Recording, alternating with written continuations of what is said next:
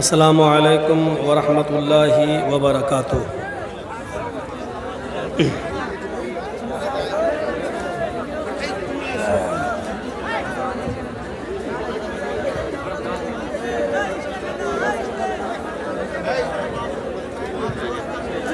अल्हम्दुलिल्लाह।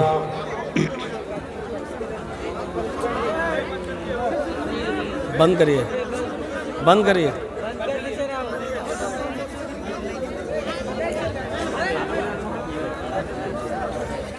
अल्हम्दुलिल्लाहि नहमदुहु व नस्तईनुहु व नस्तगफिरुह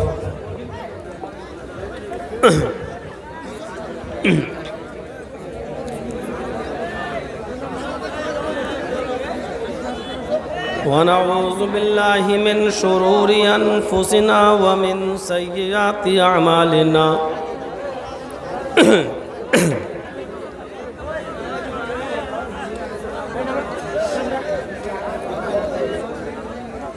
मन यहदिहिल्लाहु फला मुज़िल्ल लह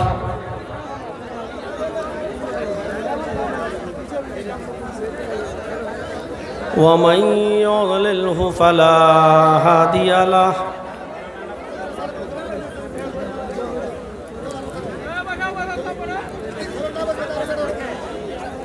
व अशहदु अल्ला इलाहा इल्लल्लाह वहदहु ला शरीक लह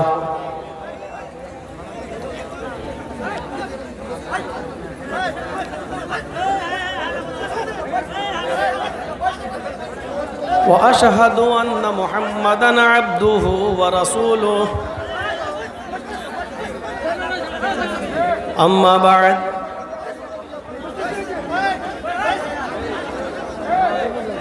बोलिए ना मौलाना, बोलिए नादे में जब साहब बोलिए ना।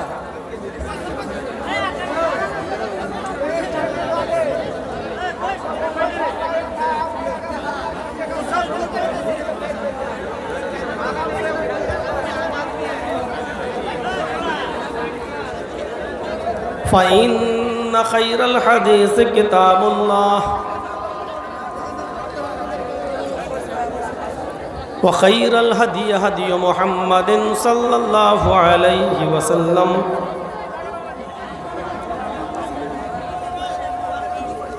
व शर्रुल उमूरि मुहदसातुहा व कुल्लु मुहदसतिन बिदअह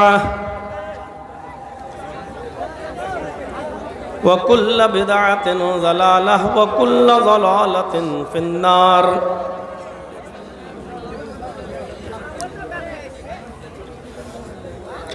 अऊज़ु बिल्लाहि मिनश शैतानिर रजीम। बिस्मिल्लाहिर रहमानिर रहीम। शरअ लकुम मिनद्दीनि मा वस्सा बिही नूहन वल्लज़ी औहैना इलैक वमा वस्सैना बिही इब्राहीम व मूसा व ईसा अन अक़ीमुद्दीन। रब्बि इश्रह ली सदरी व यस्सिर ली अमरी वहलुल उक़दतम मिन लिसानी यफ़क़हू क़ौली।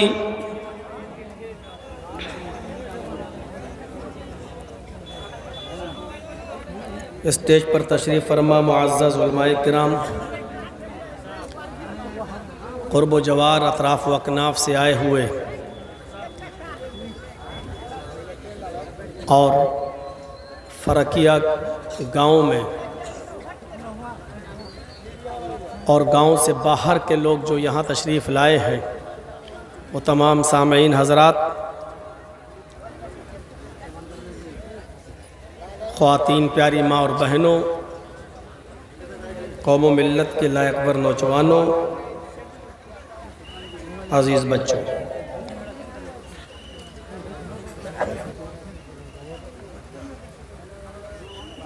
अल्लाह रब्बुल आलमीन का शुक्र है और उसका एहसान है कि उसने हमें और आपको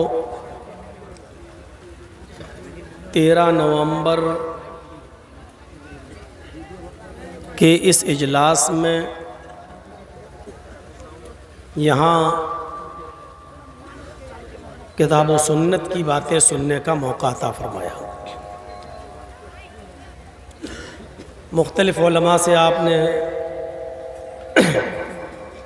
बहुत सी गुफ्तगू सुन ली है और आप मुझे भी सुन रहे हैं।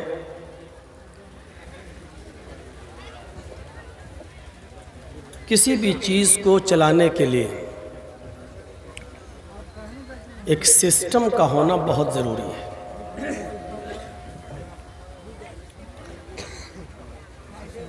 सिस्टम जब बिगड़ता है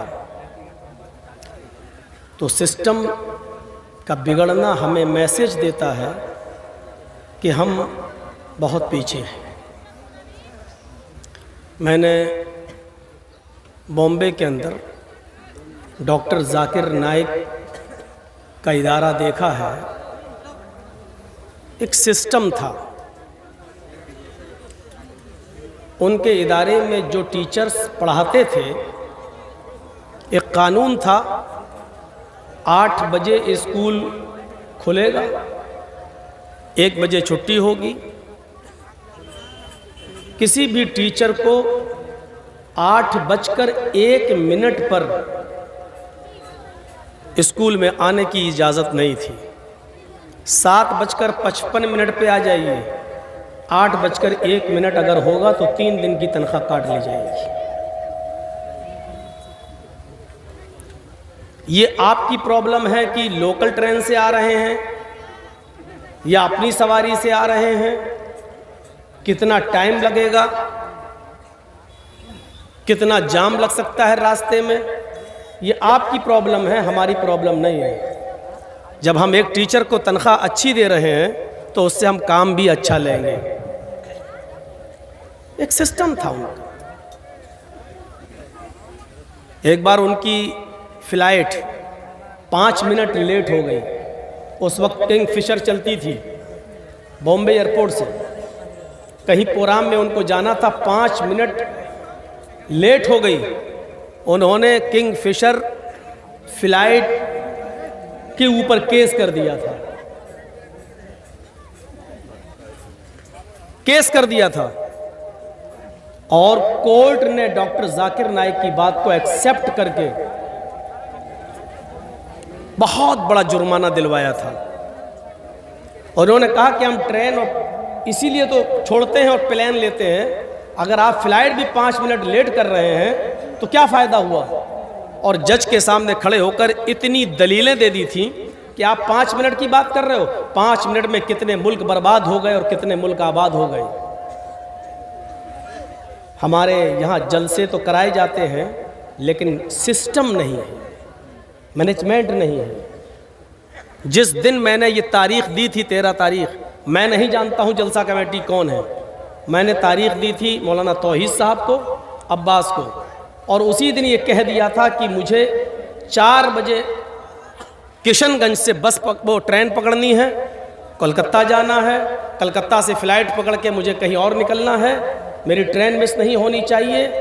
कल तक हमसे ये कहा जाता रहा कि आपका टाइम 11 बजे है, 1 बजे जलसा ख़त्म होगा, हम आपको 3:30 बजे हम पहुंचा देंगे किशनगंज स्टेशन पर। यहाँ लाने के बाद, स्टेज पर बिठाने के बाद हमसे कहा जा रहा है कि आपका टाइम तो 1:30 बजे है। मैं कमेटी से कुछ नहीं कह सकता हूँ, इसलिए कि कमेटी के बीच में और हमारे बीच में कोई बात ही नहीं हुई है। जो बीच में पड़ा होगा हम उससे बात करेंगे। मैनेजमेंट बनाइए आप। एक बात याद रख लीजिएगा, ये ज़िंदगी का मेरा पहला रिकॉर्ड है, पहला। आपके बिहार में 20 साल से मैं प्रोग्राम कर रहा हूँ, ये पहला रिकॉर्ड है जो मुझे 12 बजे से लाकर स्टेज पे बिठाकर 1 घंटा फालतू बिठाया गया है। ये ज़िंदगी का मेरा पहला रिकॉर्ड है। इतनी देर में स्टेज पर नहीं बैठा हूँ, लेकिन आपने इस रिकॉर्ड को तोड़वाया है। मैं भी इसको ज़िंदगी भर याद रखूँगा, मैं भूलता नहीं हूँ। जहाँ मेरे साथ एक तारीख़ बन जाती है, उस गांव का नाम मेरे जहन में ज़िंदगी भर रहेगा। वैसे मुझे ये नहीं मालूम कि मैं यहाँ कब आया था। कोई कह रहा 2006 में आए थे, कोई कह रहा कि 2010 में आए थे, कोई कह रहा था कि आप 6 साल पहले आए, मुझे मालूम ही नहीं। एक साहब ने मुझे बताया है कि आप यहाँ एक बार आ चुके हैं और आपका जूता भी यहाँ से चोरी हुआ था। जब उसने ये मुझे बताया तो फिर आज मैंने जूता इस टेबल के नीचे रख दिया ताकि फिर ना हो। क्योंकि बहुत से लोग जूता इसलिए चुराते हैं कि मौलाना जर्जिस का जूता पहनेंगे तो शायद जन्नत में चले जाएंगे। अरे भाई, मेरा जूता पहनने से किसी को जन्नत थोड़ी मिल जाएगी। मौलाना जर्जिस को खुद नहीं मालूम कि वो जन्नत में जाएगा कि नहीं जाएगा। कि अमल से ज़िंदगी बनती है जन्नत भी जहन्नम भी, ये खाकी अपनी फितरत में नूरी है न नारी। मैं इसमें पूरी बहस नहीं करना चाहता हूँ, बस एक नसीहत देना चाहता हूँ जलसा कमेटी को। मैनेजमेंट अगर आपका नहीं है तो आप नाकाम हैं, फेल है पूरी तरीके से। सिस्टम बना के रखिए।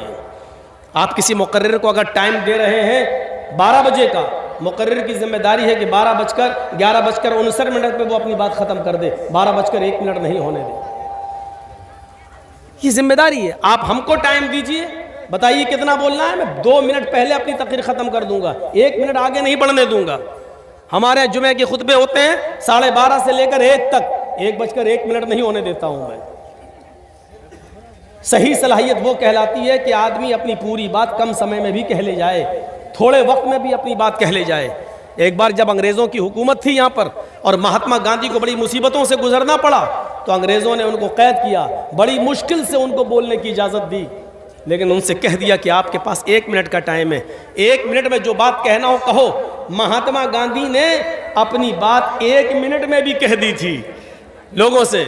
और क्या कहा, लोगों मुझे ज़्यादा टाइम नहीं मिला बोलने का, इन अंग्रेज़ों ने मुझे 1 मिनट का टाइम दिया है, लिहाजा भारत की कंडीशन ये है, हमें यूं करना है। बस ये कहकर वो हट गए। इतनी सी बात कहकर इशारा कर गए कि हमें तुम्हें निकालना है और भारत के अंदर हमें गुलामी से अपने मुल्क को आज़ाद करना है। 1 मिनट में वो अपनी बात कह गए। अच्छा खतीब, अच्छा मुकर्रिर, अच्छा मौलवी वो होता है जो कम समय में भी अपनी बात कह ले जाता है। मेरे भाइयों, अल्लाह का शुक्र अदा करो कि उसने हमें और आपको इस्लाम दिया है। इस्लाम नाम ही है वक्त की पाबंदी का। देख लीजिए आप, फजर की नमाज उसका एक वक्त है, जोहर की नमाज उसका एक वक्त है, असर की नमाज उसका एक वक्त है, मगरिब की नमाज उसका एक वक्त है, इशा की नमाज उसका एक वक्त है। यह भी कह दिया गया इस वक्त पर आओ नमाज पढ़ो, और यह भी कहा बिला किसी उज़्र शरई के अगर आपने वक्त की पाबंदी नहीं की तो आप गुनाहगार भी होंगे। उज़्र शरई होना चाहिए। बुखार आ गया, बीमार है, आंख लग गई, सो गए, नहीं उठ पाए, ये भी नहीं कहा कि 5 वक्त की नमाज आप एक ही टाइम में पढ़ लो। चलिए हम खड़े हो गए, अल्लाहू अकबर, नमाज ही तो पढ़ना है, फजर की नमाज हम अभी पढ़ लेते हैं, नहीं होगी। जोहर की नमाज 5 नमाज हम इकट्ठी पढ़ लेते हैं, चलिए नहीं होगी। क्यों नहीं होगी? इस्लाम हमें नमाज का नहीं, हमें वक्त का पाबंद बनाना चाहता है। वक्त की पाबंदी करना सीखिए आप। रोजे का एक वक्त है, आप इस वक्त रमजान के रोजे रखना चाहें नहीं रख सकते, वो अपने टाइम पर ही रखना पड़ेंगे। सर्दी है तो दिन छोटा हो जाएगा, गर्मी है तो दिन बड़ा हो जाएगा। सर्दी है तो रोजा आपको 12 घंटे का, 10 घंटे में रोजा इफ्तार हो जाएगा। गर्मी है तो 14 और 15 घंटे भी रोजा रखना पड़ेगा। ये वक्त की पाबंदी इस्लाम हमें बताता है। इस्लाम के उसूलों से हम सीखें कि वक्त की पाबंदी क्या होती है। हर मामले में अपनी जिद नहीं चलाना चाहिए, अपनी जिद नहीं चलाना चाहिए। एक वक्त था, अल्लाह के नबी सल्लल्लाहु अलैहि वसल्लम ने सहाबा को हुक्म दिया कि जंगे खैबर के अंदर जो माल काफिरों ने छोड़ा है और हमारे हाथ लगा है, सारे लोग खैबर में लूटा हुआ माल और काफिरों से छीना हुआ माल जमा कर दें, ताकि जो मुसलमान सहाबा जंग में लड़ रहे थे उनमें पूरा बांट दिया जाए और तकसीम कर दिया जाए। तो सहाबा किराम दे गए और अल्लाह के रसूल ने जितने लोग लड़ रहे थे सहाबा उनमें बराबर तकसीम कर दिया। जानते हो, एक सहाबी 1 महीने के बाद एक चादर लेकर आए और कहा, अल्लाह के रसूल, जंगे खैबर में काफिरों के हाथ से जो माल लगा उसमें ये चादर भी थी, ये खूबसूरत चादर थी, इस पर मेरी नीयत ख़राब हो गई थी, इसलिए मैंने इसको अपने पास रख लिया था, मैं अब देने आया हूँ। अल्लाह के नबी ने सुना तो फरमाया, क्या तुमने ऐलान सुना था माल जमा करने का हुक्म दिया गया था तो सुना था? कहा हाँ। तो अल्लाह के रसूल ने क्या कहा? उस ऐलान को सुनने के बावजूद तुम चादर नहीं जमा किए? कहा नहीं। कहा जाओ, अब चादर को जमा करने का वक्त निकल गया। अब इस चादर के हम कितने टुकड़े करेंगे और कितने लोगों को बांटेंगे? अब ये चादर तुम्हारी कबूल नहीं की जाएगी, क्योंकि ऐलान किया जा चुका है, वक्त उसका निकल चुका है। तुमने अपने वक्त से अंदर चादर जमा नहीं की है। अब इस चादर को कयामत के दिन लेकर आना। अल्लाह के रसूल ने उस चादर को कबूल नहीं किया। वो सहाबी बराबर नमाज पढ़ते रहे, रोजा रखते रहे, सारी इबादतें करते रहे, तहज्जुद पढ़ते रहे, हर चीज की पाबंदी करते रहे।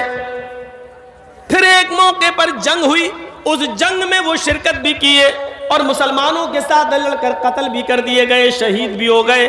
सहाबा ने कहा उनके लिए खुशखबरी है, अय अल्लाह के रसूल देखिए वो लड़ते लड़ते मैदान जंग में शहीद हो गए और शहीद तो जन्नती होता है। अल्लाह के नबी ने फरमाया लेकिन वो जन्नती नहीं है। लड़ते लड़ते शहीद हो गए, उनके बारे में कहा वो जन्नती नहीं है। आपने फरमाया इन्ना शमलतल्लती अखज़हा यौम खैबर लतश्तइलु अलैहि नारा। यह है बुखारी शरीफ की हदीस के अल्फाज। जो चादर उन्होंने तकसीम होने से पहले ले ली थी और ऐलान हो जाने के बाद जमा नहीं की, अपने वक्त के अंदर उन्होंने उस चादर को जमा नहीं किया, वो चादर जहन्नम की आग बनकर उनके ऊपर भड़क रही है। उस चादर की अमानत में खयानत करने की सजा जब तक ये जहन्नम में पा नहीं लेंगे तब तक ये जन्नत में नहीं जाएंगे। वो चादर इस सहाबी के ऊपर जहन्नम की आग बनकर भड़क रही है। वक्त की पाबंदी देखिए आप क्या होती है। उन्होंने वक्त के अंदर चादर जमा नहीं की। 1-2 महीने के बाद जब लेके आए तो अल्लाह के रसूल ने फरमाया कि जाओ, अब ये चादर कबूल नहीं की जाएगी, कयामत के दिन लेके आ। वक्त की पाबंदी करना सीखिए। एक एक मिनट बहुत कीमती है। दुनिया में सबसे ज्यादा नाकाम और नाकारा वो इंसान है जो वक्त की पाबंदी नहीं करता है। नबी अकरम सल्लल्लाहु अलैहि वसल्लम ने एक हदीस के अंदर 4-5 चीजें गिनाई है। उन 4-5 चीजों में जानते हो एक चीज आपने क्या फरमाई है? इख्तनिम खमसन कबला खमसिन। आपने फरमाया 5 चीजों के आने से पहले 5 चीजों को गनीमत जान लो। उसमें आपने पहली चीज बताई शबाबका कबला हरमिक। अपनी जवानी को अपने बुढ़ापे से पहले गनीमत जान लो। यानी जवानी में इबादत कर लो, बुढ़ापे में इबादत नहीं कर सकोगे। अपनी जवानी को बुढ़ापे से पहले गनीमत जान लो। उसमें दूसरी चीज आपने फरमाई सेहत का कबला सुकमिक। अपनी सेहत और तंदुरुस्ती को अपनी बीमारी से पहले गनीमत जान लो। सेहतमंद हो, तंदुरुस्त हो, अल्लाह की इबादत कर लो। अपनी बीमारी का इंतजार मत करो, क्योंकि बीमारी में न सही से रुकू कर पाओगे न सही से सजदा कर पाओगे। फिर आपने उसी में 5 चीजें जो गिनाई उनमें एक चीज आपने ये भी फरमाई हयातक कबला मौतिक। अपनी जिंदगी को अपनी मौत से पहले गनीमत जान लो। अपनी जिंदगी में नेक अमल कर लो, मरने के बाद अमल के दरवाजे बंद हो जाएंगे, फिर अमल नहीं कर सकोगे। उसी 5 चीजों में एक चीज आपने ये भी फरमाई फरागा का कबल शुगलिक। अपने फुर्सत को, अपने टाइम को मसरूफ होने से पहले गनीमत जान लो। यही है वक्त की पाबंदी। अभी आप फ्री हो, बैठे हो, सुभान अल्लाह, अल्हम्दुलिल्लाह, अल्लाहु अकबर, अल्हम्दुलिल्लाह, ला हौला वला कुव्वता इल्ला बिल्लाह, ये सब दुआएं पढ़ो। टाइम मिल रहा है तो जिक्र व अस्कार करो। जब फोन आ जाएगा हमने 2 ट्रक माल भेज दिया है, जल्दी जाइए अपने ऑफिस।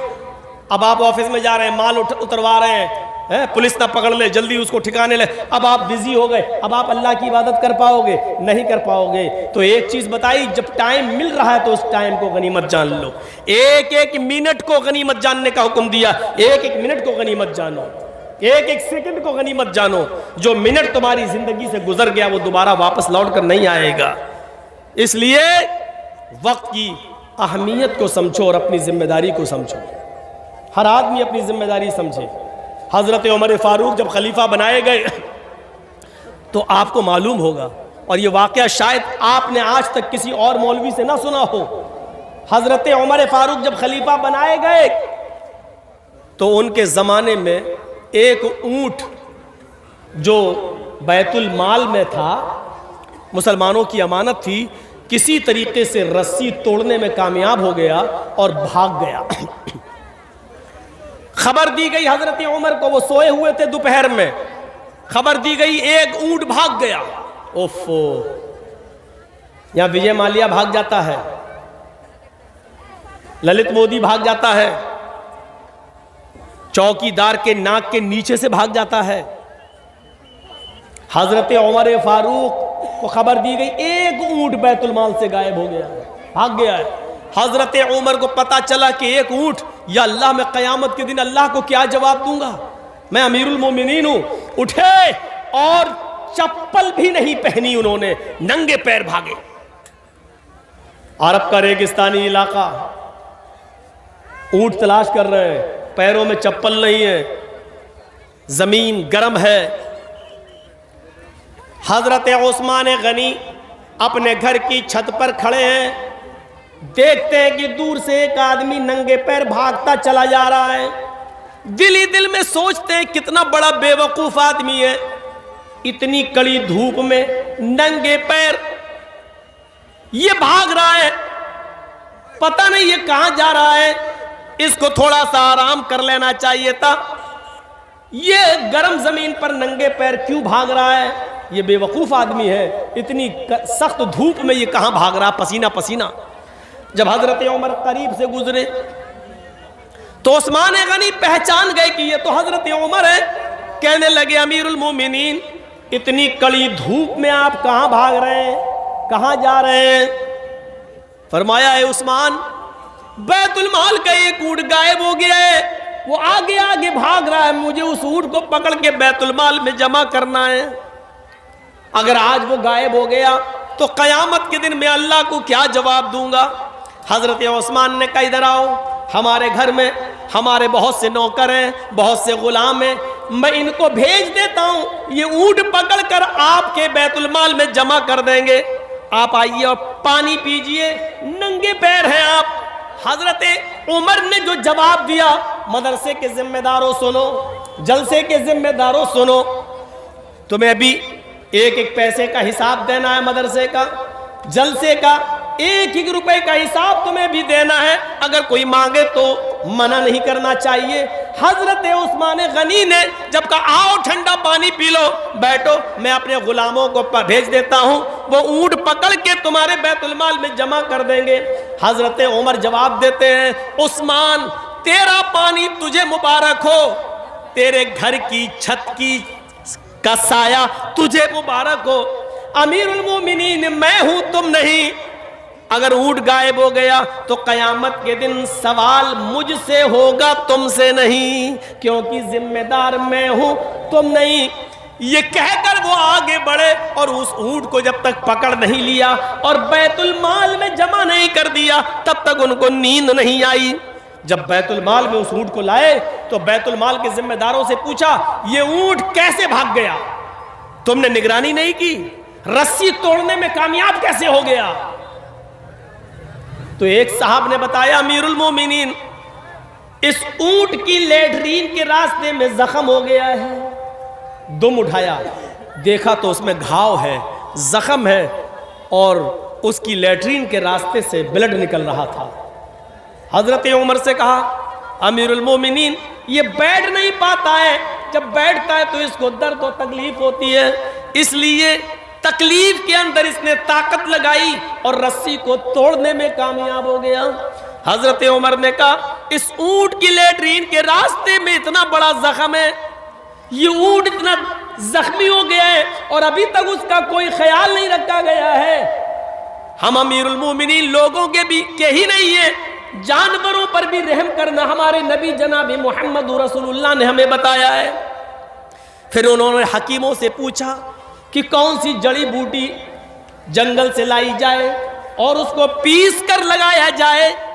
हकीमों ने बताया, हजरत उमर अकेले जंगल में जाते हैं, उस जड़ी बूटी को, उस पत्ते को तोड़ के लाते हैं, फिर अपने हाथों से पीसते हैं, उसका मरहम बनाते हैं, फिर अपने हाथ से ऊंट का कि दुम उठाते हैं और उस दुम लैट्रीन के जख्म के रास्ते पर अपने हाथ से उस जख्म को पर मरहम लगाते हैं, वो जड़ी बूटी लगाते हैं, कहते हैं अल्लाह मेरा जो काम था वो मैंने कर लिया, शिफा देना तेरा काम है। अय अल्लाह मैं अपनी जिम्मेदारी से आजाद हो गया, अय अल्लाह अब इसको शिफा देना न देना ये तेरा काम है। जानवरों पर रहम करना ये मेरी जिम्मेदारी है, मैंने अपनी जिम्मेदारी निभा ली है, जो हो सकता वो मैंने किया है। अय अल्लाह इस ऊंट को जल्दी से शिफा दे दे। इस वाक़े से पता चलता है कि जिम्मेदारी क्या चीज होती है। जिम्मेदारी हर आदमी को अपनी जिम्मेदारी पूरी तरीके से निभानी चाहिए। हर आदमी को अपनी जिम्मेदारी पूरी तरीके से अदा करना चाहिए। वक्त की पाबंदी बहुत जरूरी है। शुक्र अदा करो अल्लाह ताला का कि उसने हमें और आपको इस्लाम दिया है। लोग तड़प रहे हैं आज इस्लाम के लिए, वो इस्लाम जो आपका ही नहीं है। शरा लकुम मिनद्दीनि मा वस्सा बिही नूहन वल्लज़ी औहयना इलैक वमा वस्सैना बिही इब्राहीम व मूसा व ईसा नक़ीमुद्दीन। ऐ मोहम्मद सल्लल्लाहु अलैहि वसल्लम मैंने आपको वही दीन देकर भेजा है, मैंने आपको वही दीन देकर भेजा है जो दीन आपसे पहले नूह अलैहिस्सलातु वस्सलाम को देकर भेजा था, और नूह के बाद इब्राहीम और मूसा और ईसा भी जो दीन लेकर गए वही दीन मैंने आपको भी देकर भेजा है। ये गलत अफवाह है कि इस्लाम मुसलमानों का धर्म है। ये योगी मोदी आज जो चुनाव के मौके पर हिंदू मुस्लिम कर रहे हैं ना, और देख लीजिए कासगंज यूपी में पुलिस कस्टडी के अंदर एक मुसलमान को मार दिया गया, सिर्फ माहौल बनाने के लिए। यूपी जो चुनाव आ रहा है वो बनाने के लिए ये हिंदू मुस्लिम अगर ये अपनी किताबें पढ़ लें, योगी जी बड़े भक्त बनते हैं राम के और राम मंदिर बनवा रहे हैं अयोध्या में, अगर अपनी किताबें पढ़ लें, अपनी किताबें, तो यकीन मानिए इस्लाम से मोहब्बत करने लगेंगे, क्योंकि इस्लाम ये मुसलमानों का धर्म है ही नहीं, सिर्फ ये उनका भी धर्म है। इसी दीन और इसी धर्म को रामचंद्र जी ने भी पेश किया है, कृष्ण जी ने भी पेश किया है। ये सिर्फ मुसलमानों का नहीं है। हमने कब कहा है कि मोहम्मद सल्लल्लाहु अलैहि वसल्लम जो इस्लाम लाए वही नहीं? अल्लाह ताला खुद कह रहा है मोहम्मद सल्लल्लाहु अलैहि वसल्लम आपको मैंने कोई नया धर्म नया दीन नहीं दिया है। आपसे पहले भी जो नूह अलैहिस्सलाम आए थे उनको भी यही दीन दिया था, और नूह के बाद जो इब्राहिम मूसा और ईसा मोसेस और जीसस जो आए उनको भी हमने यही दीन देकर भेजा। उन लोगों ने जब दीन में गड़बड़ी पैदा की तो उसकी इस्लाह के लिए वही दीन हमने असली शक्ल में आपको देकर भेजा है। क़ुल या अहलल किताबी तालौ इला कलिमतिन सवाइम बैनना व बैनकुम अल्ला नअबुदा इल्लल्लाह।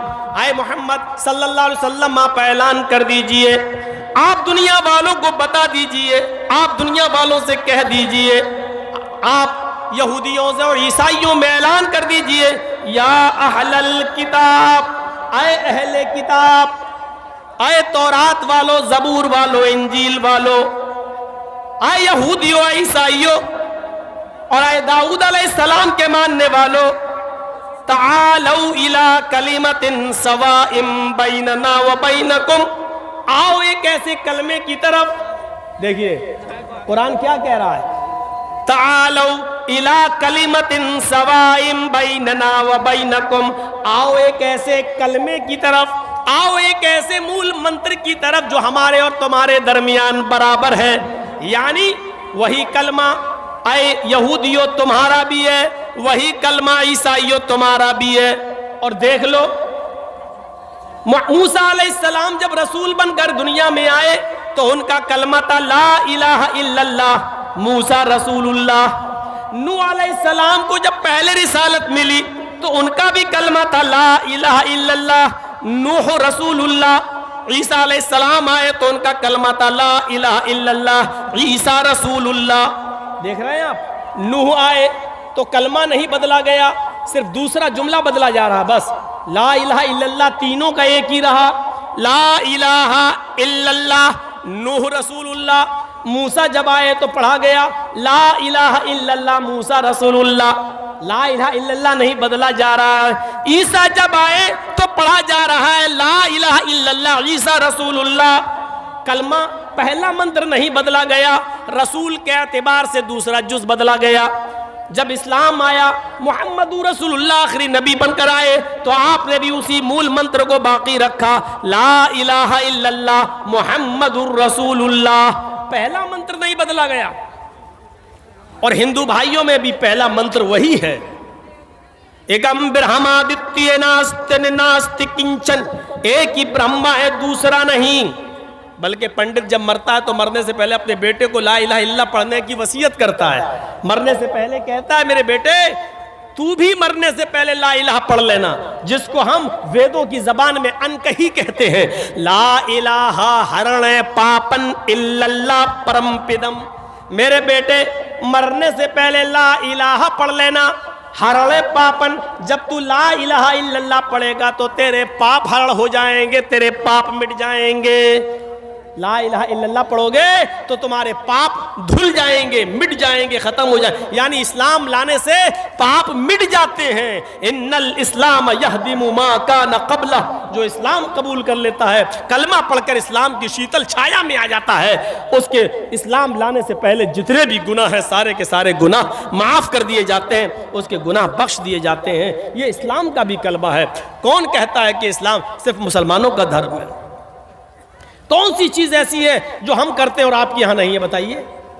हम कलमा पढ़ते हैं, आप भी ब्रह्म सूत्र पढ़ते हैं, हम ला इलाहा इल्लल्लाह पढ़ते हैं, आपके यहां पर भी ला इलाहा इल्लल्लाह है। ला इलाहा हरणे पापन इल्लल्लाह परमपिदम, ये क्या है? एकम ब्रह्मादित्य नास्ते नास्ते किंचन, ये क्या है? हम नमाज पढ़ते हैं, आपके यहां पर भी साष्टांग है। 8 अंगों को जमीन पर रखो, 8 अंगों को जमीन पर रखो, यानी नाक और माथा 2, 2 हाथ 4, दोनों घुटने 6 और दोनों पैर 8, यानी सजदा करो।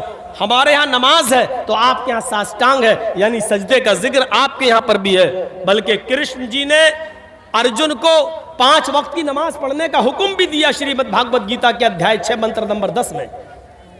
योगी युज्जित सततमात्मानं रासिस्थिता एकाकी अच्युतात्मा निराशीर परिग्रह। जब तुम ईश्वर की पूजा करने खड़े हो तो पूरे शरीर का योग कर लो, पूरे शरीर की एक्सरसाइज कर लो।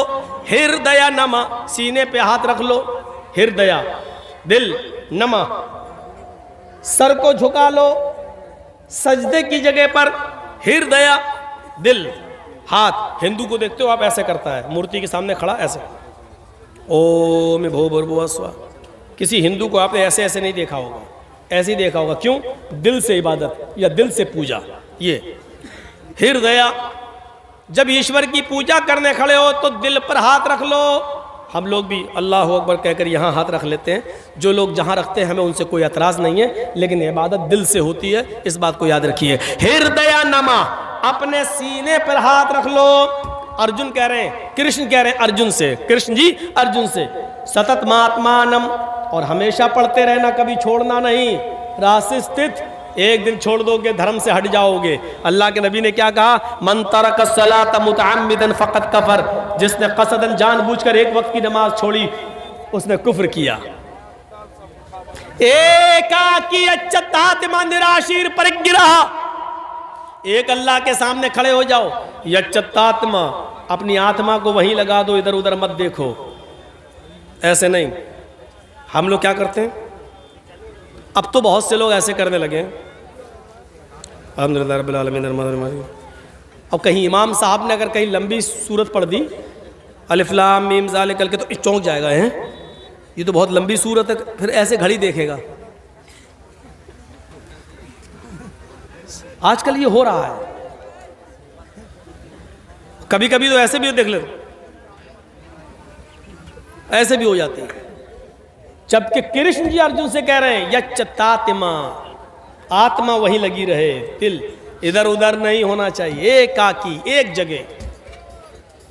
निराशीर परिग्रह, सारे देवी देवताओं से निराश हो जाना, ऊपर वाले से निराश मत होना।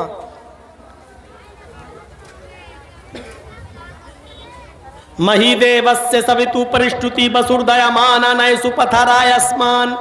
और उसमें ये मंत्र पढ़ना, मही देवस्य सवितु परिष्टुति, मही मनी महान है हमारा देवता, देवस्य हमारा देवता, मही देवस महान है हमारा देवता, सवितु जिसके लिए सारी की सारी परिष्टुति तारीफ प्रशंसा है, महान है हमारा वो देवता जिसके लिए सारी की सारी प्रशंसा सारी की सारी तारीफ है। हम लोग क्या पढ़ते हैं? अल्हम्दुलिल्लाहि रब्बिल आलमीन, तमाम तारीफें उस अल्लाह के लिए हैं जो दोनों जहान का रब है। कृष्ण जी कह रहे हैं ये पढ़ो, हमारे यहाँ भी वही पढ़ा जा रहा है। कृष्ण जी कहते हैं अर्जुन बसुर दयामाना, उसके बाद कहो वो बड़ा दयालु और कृपालु है। हम लोग क्या पढ़ते हैं? अर्रहमान अर्रहीम, वो बड़ा ही मेहरबान इंतहाई रहम करने वाला है। कृष्ण जी कहते हैं पढ़ो नए सुपथराय आसमान, सुंदर पथ मानी रास्ता, राय मानी चलाना, आसमान हमारे फायदे के लिए। हाय प्रभु हमको हमारे लाभ हमारे फायदे के लिए सुपथा सुंदर रास्ते पर चला, हमको हमारे लाभ के लिए फायदे के लिए अच्छे रास्ते पे चला। हम और आप क्या पढ़ते हैं? इहदिना सिरातल मुस्तकीम, ऐ अल्लाह हमको सिराते मुस्तकीम पर सीधे रास्ते पर चला। कृष्ण जी के जो कह रहे हैं वही हमारे नबी ने भी कहा है। इसीलिए मैं कहता हूं कि हिंदू मुस्लिम की राजनीति करने वाले अगर अपनी किताबें पढ़ लें तो कभी इस्लाम से नफरत नहीं करेंगे, मुसलमानों से नफरत नहीं करेंगे। उनके बस में नहीं है नफरत करना। अगर वो किताबें पढ़ लें, जैसे हम इस्लाम पढ़ने के बाद और हिंदू धर्म की किताबें पढ़ने के बाद किसी हिंदू से नफरत नहीं कर सकते, क्योंकि हमारा कुरान कहता है एक मनुष्य को, एक नफ्स को अगर किसी ने कत्ल कर दिया तो वो पूरी दुनिया का कातिल है। मन कतल नफ्सन बिगैरि नफ्सिन औ फसादिन फकअन्नमा कतलन नास जमिया, जिसने दुनिया में किसी एक मनुष्य को, चाहे वो हिंदू हो या मुसलमान, सिख हो या ईसाई, किसी भी धर्म का, किसी भी जाति का, किसी भी मजहब का मानने वाला हो, अगर आपने किसी को कत्ल कर दिया तो एक इंसान को कत्ल नहीं किया, पूरी दुनिया की इंसानियत को कत्ल कर दिया, पूरे विश्व की इंसानियत को मार डाला, पूरे मानवता का, पूरी इंसानियत के आप कातिल हैं, एक को नहीं मारा है आपने। कुरान सारी दुनिया के इंसानों को एक परिवार से देखता है, एक खानदान से तशबीह देता है। या अय्युहन्नास इन्ना खलकनाकुम मिन ज़करिन व उन्सा वजअलनाकुम शुऊबन व क़बाइल लितअरफू, हाय सारी दुनिया के इंसानों तुम आपस में भाई भाई हो इसलिए कि तुम्हारा बाप एक है, तुम्हारी माँ एक है, तुम एक बाप आदम से और एक माँ हव्वा से पैदा किए गए हो। जब तुम्हारा बाप एक, तुम्हारी माँ एक, तो तुम सब आपस में भाई भाई हो, खानदान तुम्हारा एक है, तुम एक परिवार की तरह हो, तुम एक खानदान की ब्रांच, एक पेड़ की शाखाएं हो। लीजिए कुरान हम सबको एक खानदान से, एक परिवार से जोड़ रहा है और कह रहा है कि तुम सब आपस में दूसरे के भाई हो, तुम सब आपस में दूसरे, एक ही माँ और एक ही बाप के बेटे हो। इतनी बड़ी इंसानियत का सबक मेरे भाइयों दुनिया के किसी मजहब के अंदर नहीं मिलेगा। हाँ, लेकिन कुरान और हदीस के कानून को हमें फॉलो करना है। इसलिए इंसानियत जहां निभाना पड़े वहां रिकॉर्ड तोड़ देना, लेकिन मजहब के साथ समझौते मत करना। अल्लाह के रसूल ने यहूदियों की मदद की, अल्लाह के नबी ने ईसाइयों की मदद की, अल्लाह के नबी ने मजूसियों की मदद की, लेकिन धर्म से समझौता नहीं किया। अगर किसी हिंदू भाई को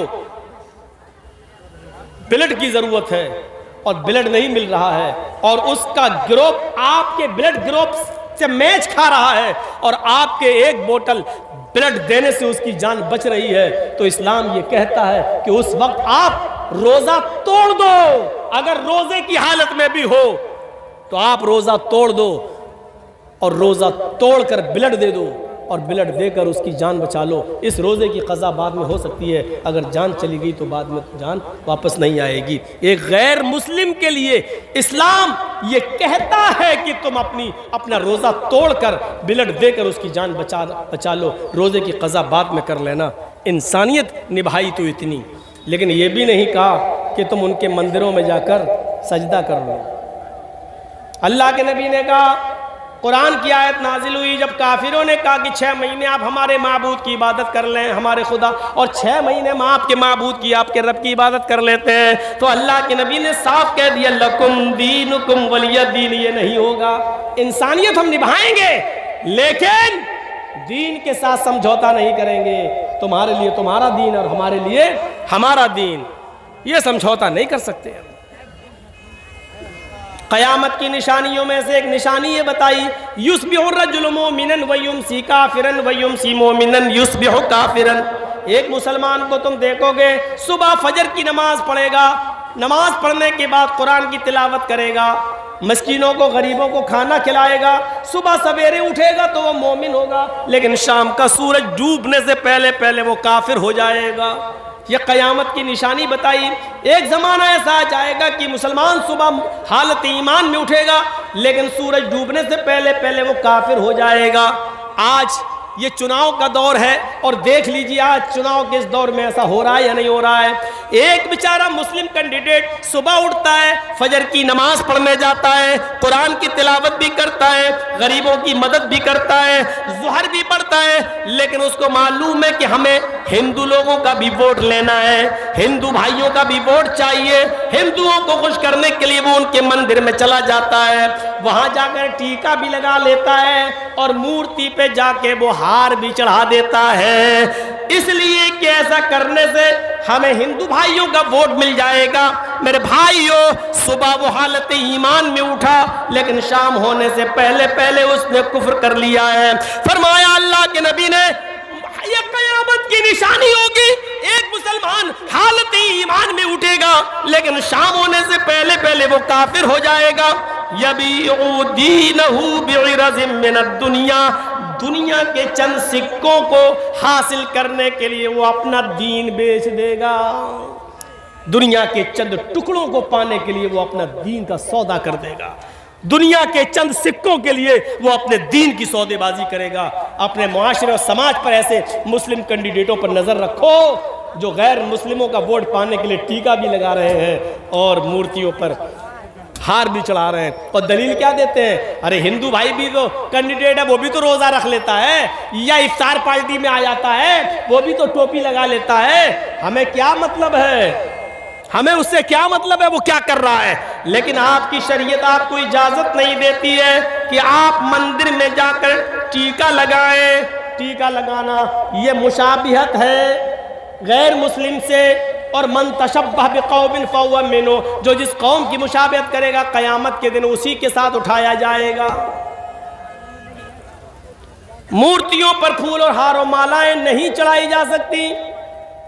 अगर आपने मंदिर में किसी मूर्ति पर फूल और मालाएं चढ़ा दी तो माफ कीजिएगा बहुत से लोग दलील दे देंगे, जब आपका नेता मूर्तियों पर फूल और हार माला चढ़ा देता है तो हमने कब्रों पे अगर फूल चढ़ा दिए तो कौन सा जुर्म किया है, हमने यहाँ चादर चढ़ा दी तो कौन सा जुर्म किया है। मेरे भाइयों, किसी भी पत्थर पर फूल और माला नहीं चढ़ाया जा सकता है, उसके सामने हाथ जोड़ के खड़ा नहीं होया जा सकता है। अगर शरीयत ने किसी पत्थर को चूमने की इजाजत दी है तो वो सिर्फ हजरे अस्वद है जो खाने काबा में लगा हुआ है, सिर्फ उस पत्थर को चूमने की इजाजत दी है। अगर आसानी के साथ वहां जा सकते हो और उसको छू सकते हो तो छू लो, और चूम सकते हो तो उसको बोसा दे दो। लेकिन अगर ये आसान ना हो, भीड़ बहुत ज्यादा हो, तो हाथ का इशारा कर लो, बस इतना काफी है और आपको सवाब मिल जाएगा। दिल में नियत करो, अगर भीड़ ना होती तो मैं जरूर चूमता, लेकिन मैं नहीं चूम पाऊंगा क्योंकि भीड़ बहुत ज्यादा है। दाहिना हाथ उठाकर इशारा कर दीजिए और अपना चक्कर लगाना शुरू कर दीजिए। उस पत्थर को ही चूमा जा सकता है और उसका बोसा लिया जा सकता है, उसके अलावा किसी पत्थर को नहीं चूमा जा सकता। लेकिन हजरत उमर फारूक का जब जमाना आया तो उमर फारूक को डर लगने लगा, इस पत्थर को लोग चूमते हैं, ऐसा ना हो कि इस पत्थर को आगे चलकर लोग इसको खुदा बना ले, माबूद बना ले, कहीं इस पत्थर से रोजी रोटी ना मांगने लगे, इस पत्थर से कहीं औलाद ना मांगने लगे, इस पत्थर को बाबरकत पत्थर समझकर बरकत के हुसूल के लिए बैठने न लगे। तो हजरत उमर फारूक ने तवाफ करने से पहले उस पत्थर पे हाथ रख के कहा था, आए पत्थर, अन्नका हजरुन ला तनफउ वला तजुर, आए पत्थर तू सिर्फ एक पत्थर है, आए हजरे अस्वद, तू सिर्फ एक पत्थर है, तू किसी को नफा नहीं पहुंचा सकता, तू किसी को नुकसान नहीं पहुंचा सकता। तेरे अंदर नफा देने की और नुकसान पहुंचाने की ताकत नहीं है। मैं तो सिर्फ तुझे इसलिए चूमता हूं क्योंकि मुहम्मदुर रसूलुल्लाह को मैंने चूमते हुए देखा है। अगर मेरे नबी ने तुझे न चूमा होता तो मैं भी तुझे नहीं चूमता। बस आए पत्थर सुन, तेरे अंदर किसी को कुछ देने की और किसी से कुछ छीनने की ताकत नहीं है। तू माबूद नहीं है, तू खुदा नहीं है, तू रब नहीं है।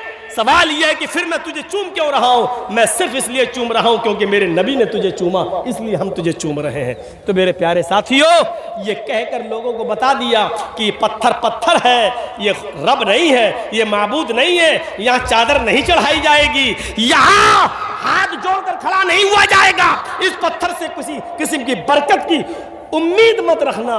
बस एक सुन्नत है उसको चूमना, एक छूना और बोसा लेना सुन्नत है। मेरे प्यारे साथियों, ये इस्लाम की शीतल छाया और इस्लाम की साफ और शफाफ तालीम है। इसे हमें और आपको गौर करना चाहिए और लेना चाहिए और सीखना चाहिए। ये मजहब सबका है। आओ, अगर नमाज है तो आपके यहाँ पर भी है, कलमा है तो आपके यहाँ पर भी है। अगर ज़कात देने का हुक्म दिया है इस्लाम ने तो आपके यहाँ पर भी दान व खैरात का है। सुबूत व दानम दीक्षिता, हाय अर्जुन, ज्यादा से ज्यादा गरीबों मिस्कीनों में दान दिया करो। दान देने से पाप मिटते हैं। अगर हमारे यहाँ रोजा है तो आपके यहाँ पर भी व्रत है।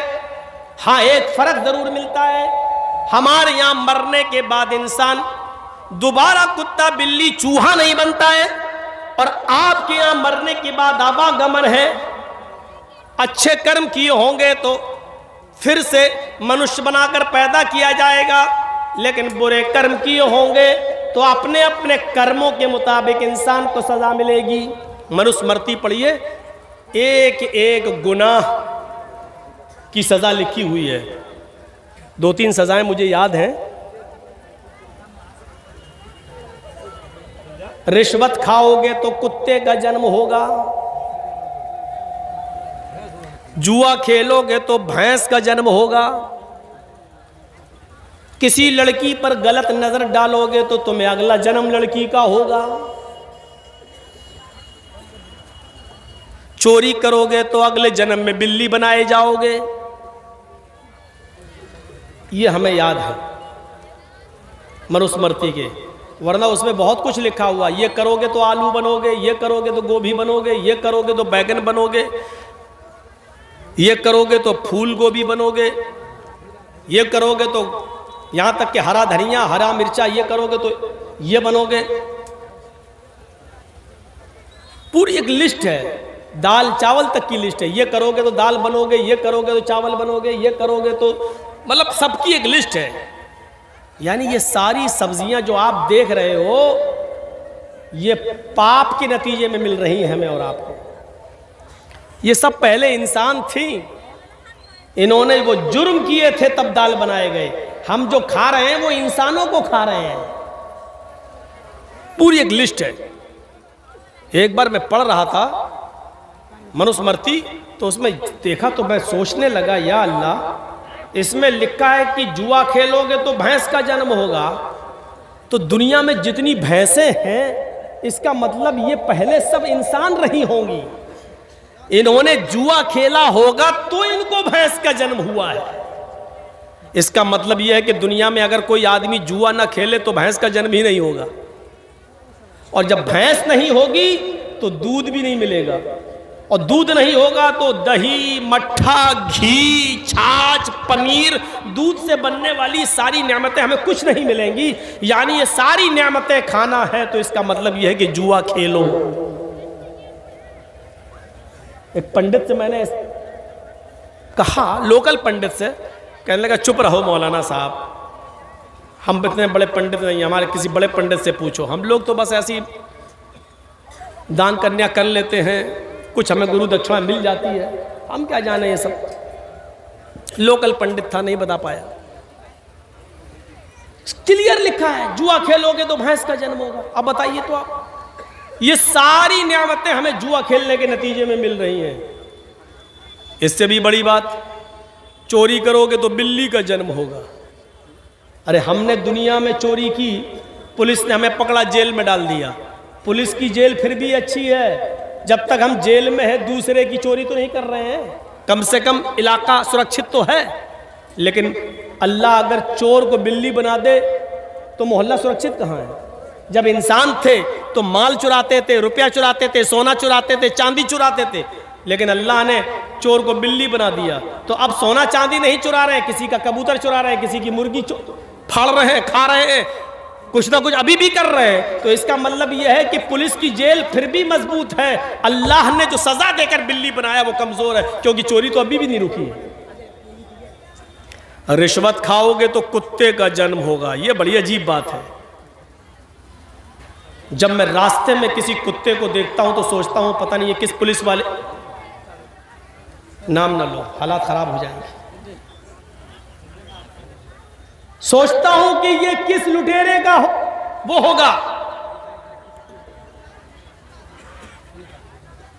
ये जो कुत्ते हैं ये लोकल कुत्ते हैं, ये 100-200 रुपए लेकर ट्रक छोड़ने वाले, कम हल्की फुल्की रिश्वत।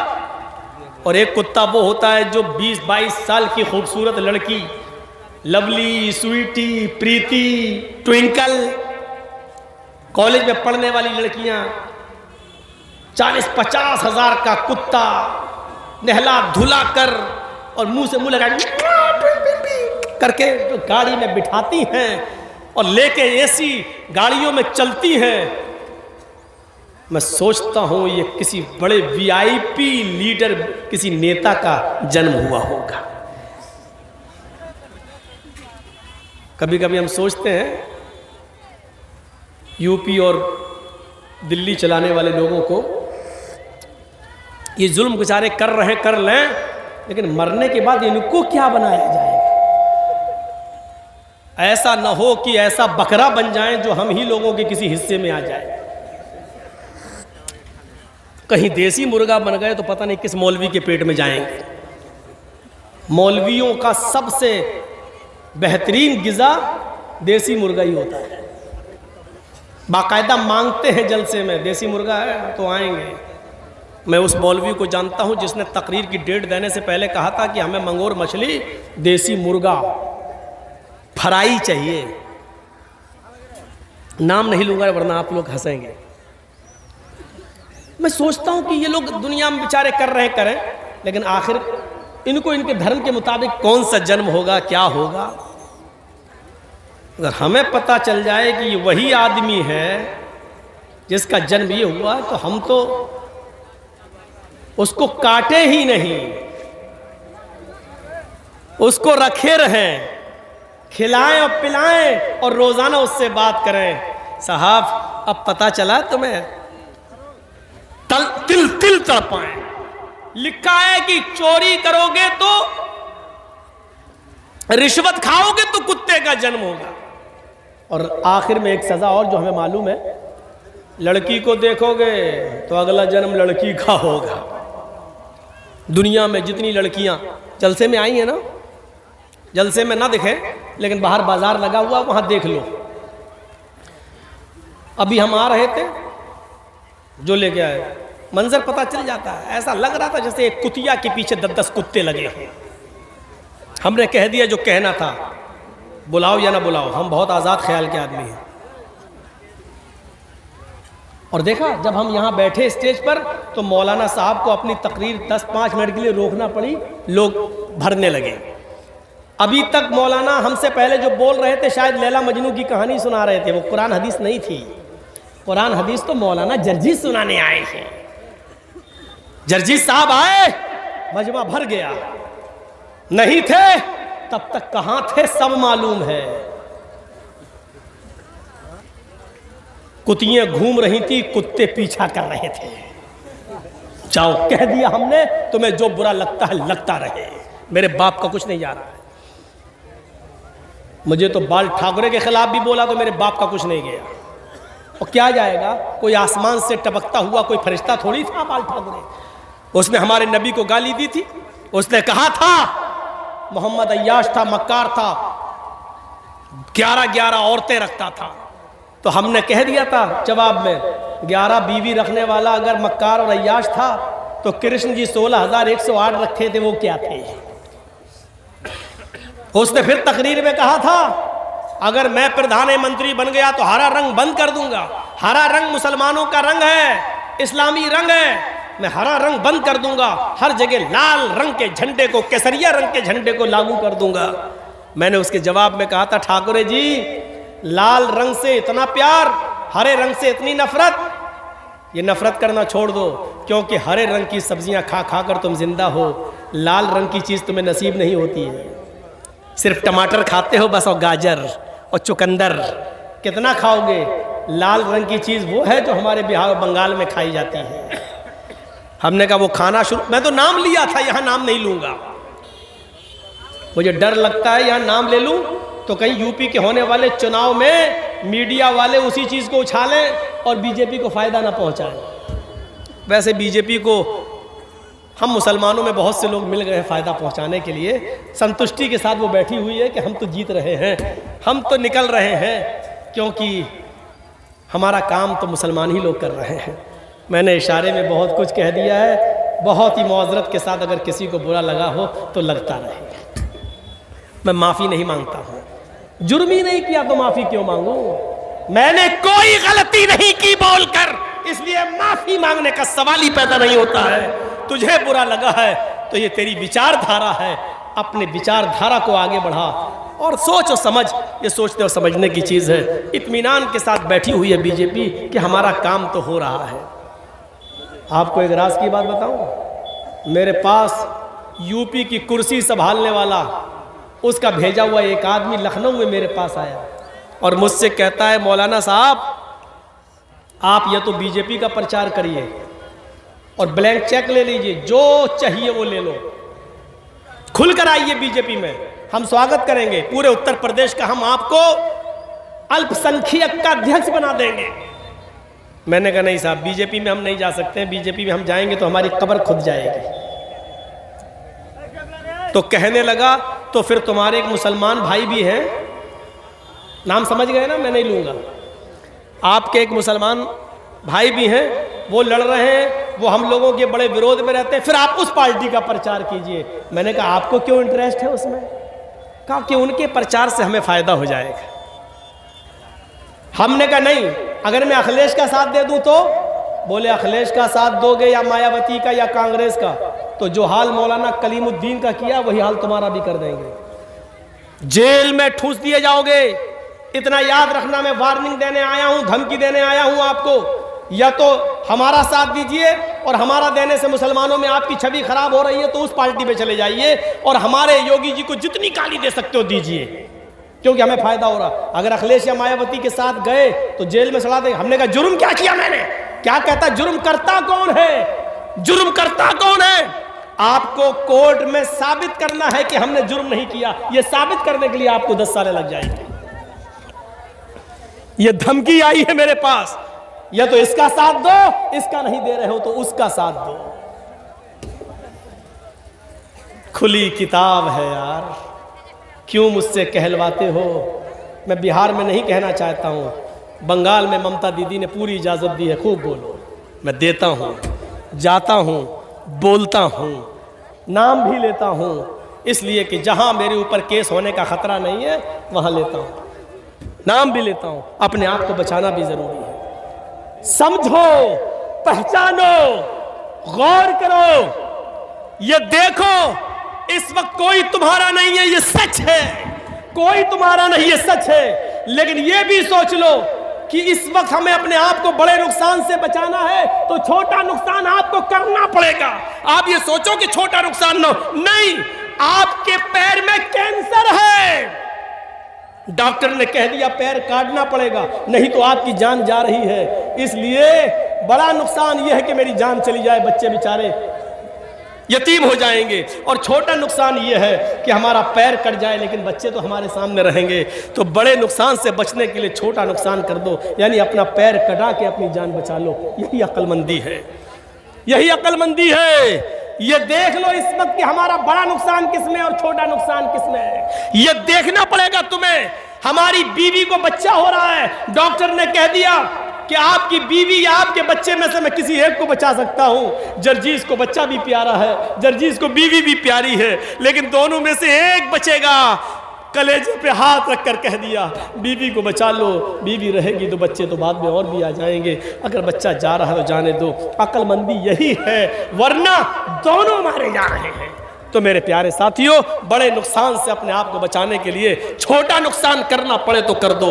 इस्लाम के उसूलों पर आ जाओ, इस्लाम के ज़ाब्तों को पकड़ो। चंदे का ऐलान हो रहा दो, यही चीजें कामयाबी की दलील है। मैं ऐलान नहीं करूंगा, मैं बैठूंगा नहीं, मैं आपसे रुपया लेने के लिए यहां पर बैठकर इंतजार नहीं करूंगा। याद रखो, एक मिसाल देके जा रहा हूं, बिहार वालों खुश